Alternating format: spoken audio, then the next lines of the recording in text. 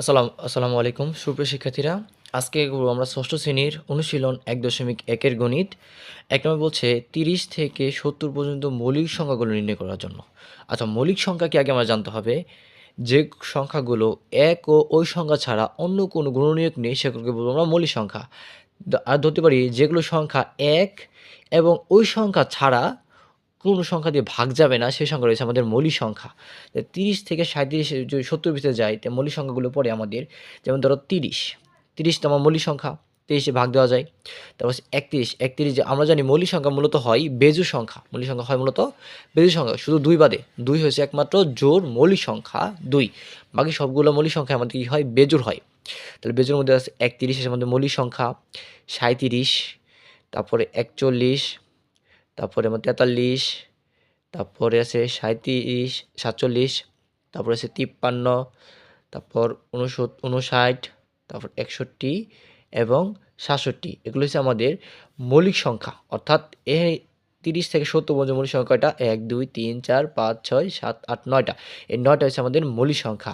ক নম্বর প্রশ্ন ছিল আমাদের ১ নম্বরে ৩০ থেকে ৭০ পর্যন্ত মৌলিক সংখ্যা কয়টা? তা ৩০ এর মৌলিক সংখ্যা ৯টা। কী কী? ৩১, ৩৭, ৪১, ৪৩, ৪৭, ৫৩, ৫৯। ২ নম্বর বলছিল যে সহমৌলিক জোড়া সংখ্যা নির্ণয় করো। এই সহমৌলিক জোড়া সংখ্যা নির্ণয়ের ক নম্বরে বলছে আমাদেরকে ২৭ আর কত ৫৪। তো সহমৌলিক নির্ণয় করার জন্য প্রথমে জানতে হবে আমার ১ থেকে ৯ ভিতরে নামতাগুলো আমাদের আগে সর্বপ্রথম জানতে হবে। তাহলে আমরা যাদের নামতা জানি তাদের সমস্যা নেই। তা যাতে এই ২৭ এর মৌলিক সংখ্যাগুলো অর্থাৎ কোন গুণনীয়ক দ্বারা এই ২৭কে ভাগ দেওয়া যায়। ২৭কে ১ দেওয়া যায়, ১ দিয়ে ২৭কে ভাগ দেওয়া যায়। তাহলে ২ দেওয়া যায় না, ২ এর মধ্যে ২৭ আসে না, ২ দিয়ে ভাগ দেওয়া যায় না। তাহলে ৩ এর মধ্যে আছে ৩ নং ২৭, ৩ দেওয়া যায়, তারপরে ৪ দেওয়া যায় না, ৫ দেওয়া যায় না, ৬ দেওয়া যায় না, ৭ দেওয়া যায় না, ৮ দেওয়া যায় না, ৯ দেওয়া যায়, ৩ নং ২৭, ৯ দেওয়া যায় এবং ২৭কে ২৭। তো ২৭ এই ৩টা সংখ্যা আমার এই ৪টা সংখ্যা দিয়ে আর কি ২৭কে ভাগ দেওয়া যায়, অর্থাৎ গুণনীয়ক আর কি গুণনীয়ক। এবার ৫৪ যদি যাই, ৫৪ সংখ্যারে তোমার প্রথম যেহেতু আমার কি সংখ্যা, জোড় সংখ্যা, ১ দিয়ে আগে যাবে, ১ দিয়ে যাবে, জোড় সংখ্যা হয় ২ দিয়ে যাবে। ২ দিয়ে দিলে কত আসে, এর ভাগ করতে হবে ২ দিয়ে আমার ৫৪ সংখ্যা। যদি বেশি হয় গুণনীয়কে তাহলে কি হতে হবে, ভাগ দিতে হবে আমাদেরকে। তো যে ১ বা ২ বার যাই, ২ দুগুণে হয় ৪, ১ আর ৪ থাকে ৭ দুগুণে ১৪। তো পরে কত বলে আমরা ১৪ আসলো, পেলাম কত ২৭। তো ২ দিয়ে এটা যাইতেছে আমাদের, তো ২ দিয়ে যাইতেছে। তারপর ৩ দিয়ে যায় কিনা, ৩ আমরা ৩০ পর্যন্ত যাই, যদি বেশি আসে তাহলে কি ৩ দিয়ে আমরা ভাগ দেবো সংখ্যাটারে। তো ৩ দিয়ে যদি ভাগ দিই, তো ১ বা ৩ ওকে ৩ থাকে ২ আর ৪ ১৮, ৩ ৬ ১৮, তাহলে ১৮ আসতেছে। তাহলে ৩ দিয়ে এটা যাইতেছে, 3 দিয়া।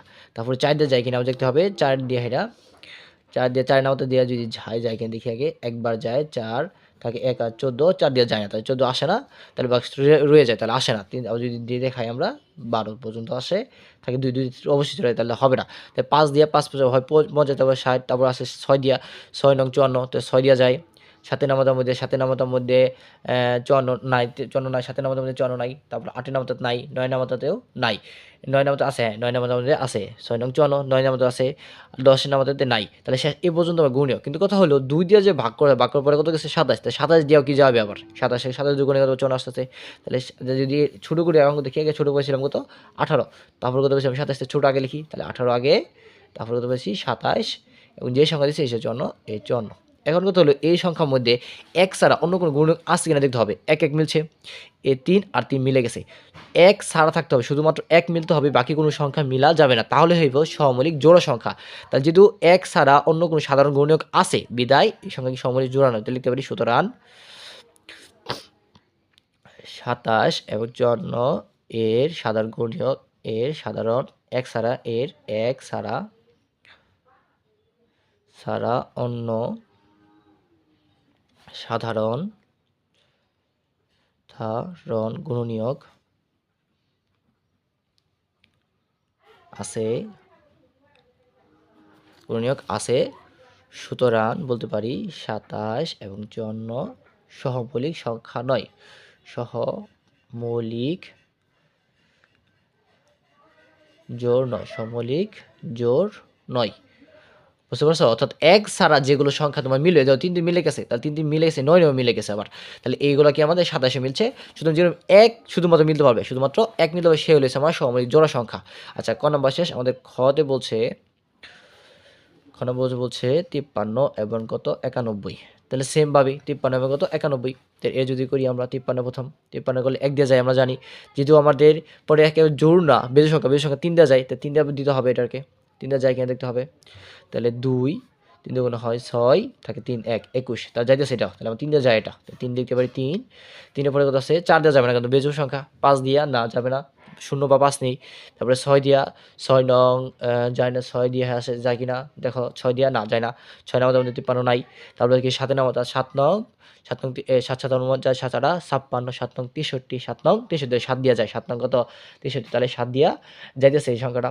তারপরে সেগা আর 7 9 8 দেওয়া যায় না, 9 দিয়া যায়, 9 দিয়ে যায়, 10 দিয়া যায় না, আর যায় না, তাহলে আমার সর্বশেষ 3 দিয়ে যাওয়ার পরে কত আসলে 21, তাহলে 21 লিখতে পারি 21, এবং যে সংখ্যা ছিল এই সংখ্যাটা, ঠিক আছে, যে সংখ্যা ছিল ওই সংখ্যাটা আমরা এবার সে লিখে দিতে পারলাম।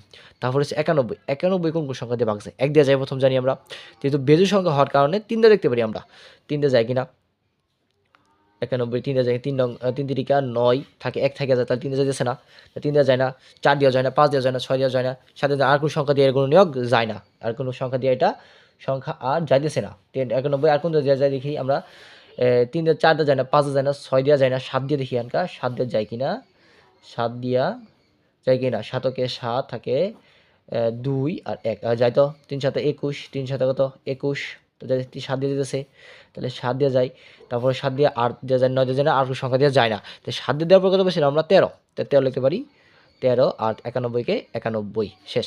এখন মিললে আমার মিলাই সংখ্যা 1 1 মিলছে, কিন্তু 7 আর 7ও মিলে গেছে, তাহলে দুটা মিলে গেছে, তাহলে মিলে থাকবে না, তাহলে হবে না এটা, তাহলে সুতরাং 53 91 এর 1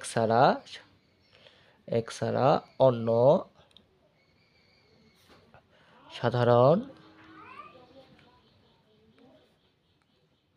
গুণনীয়ক আছে, সুতরাং 53 এবং 63 এবং 91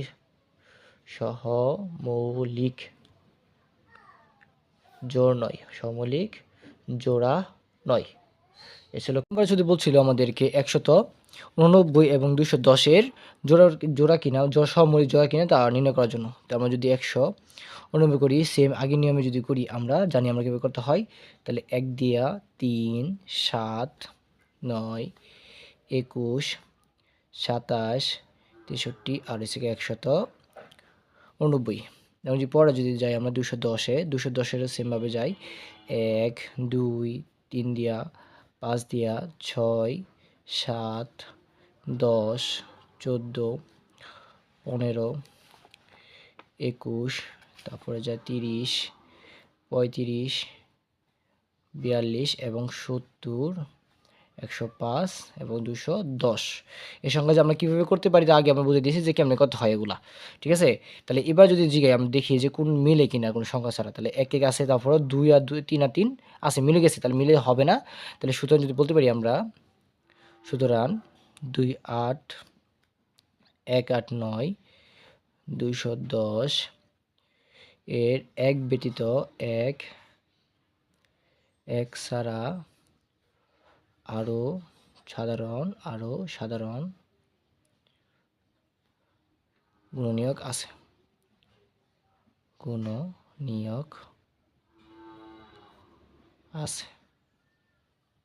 সুতরাং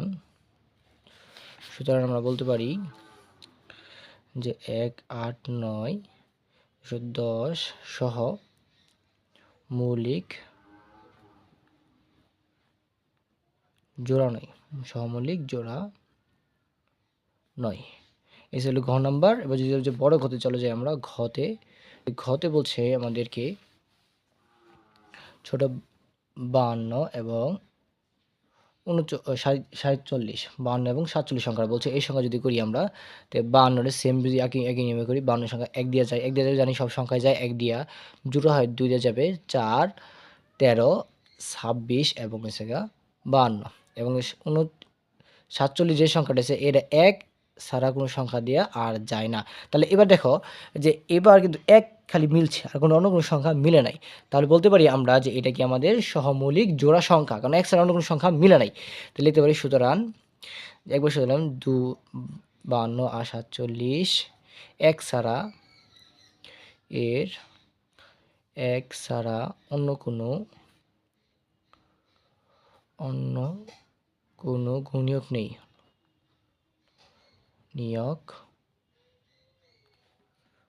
কোনো নিয়োগ নেই। সুতরাং 52, 47 সহ মৌলিক জোড় সংখ্যা। তো আজকে এই পর্যন্তই। দেখা হবে পরবর্তী কোনো ক্লাসে। যারা বুঝো নাই তারা কমেন্ট করবা যে বুঝি নাই স্যার, তাহলেই হবে। ধন্যবাদ।